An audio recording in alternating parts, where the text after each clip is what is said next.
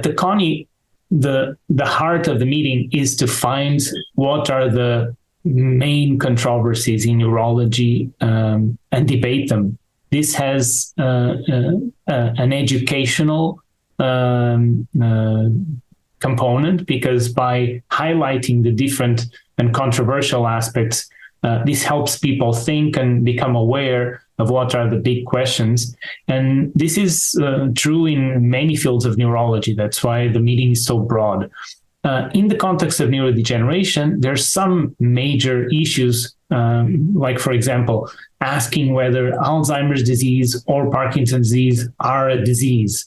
And the question here is, because now we are understanding that there's so much diversity in the features that the disease displays in different people, that we should maybe consider that they should be called syndromes or diseases and not just a disease. Because if we focus all our attention into defining them as one single entity, we may be compromising our chances of treating them, because in clinical trials, we'll be lumping people that have very different types of disease, and then it would not be surprising that the strategies that we are trying in a particular clinical trial may not be applicable to all the variety of forms of these diseases. So this was one topic of discussion, whether Alzheimer's disease is a disease, whether Parkinson's disease is a disease, or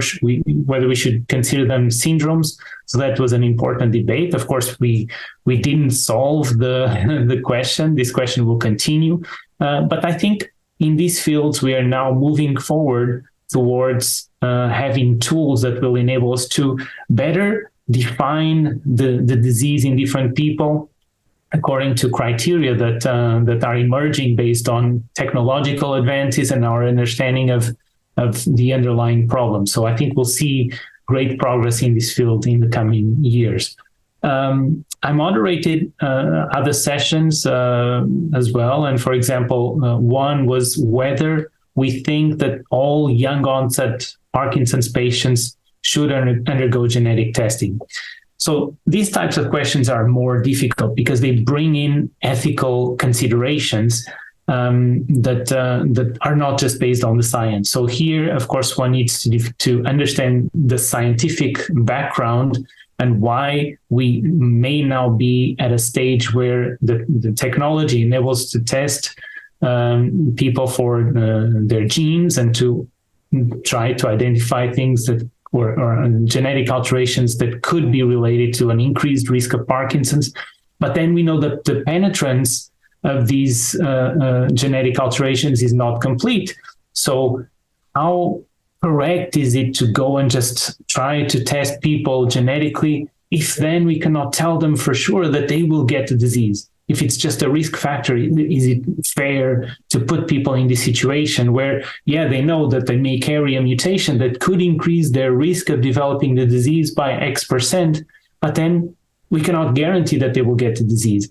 It's a matter of choice. People may want to know or may not want to know, but it's also a matter of the ethics behind this. And so it's important to debate these topics, but there's no final solution at the moment. Maybe one day, if we become good at treating these particular genetic alterations, maybe we can then test, because then we can offer a therapeutic option.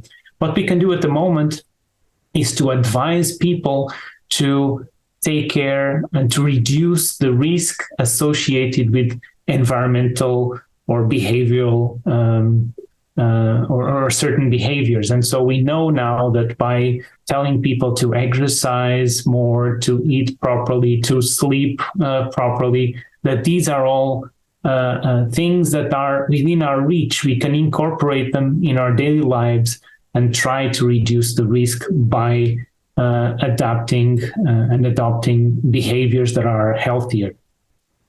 So there were several other sessions on other neurodegenerative disease, on ALS and even Huntington's disease, on controversial topics. And it was really interesting to be there and to discuss these topics with the colleagues and to hear the arguments from both sides of the stage, if you will.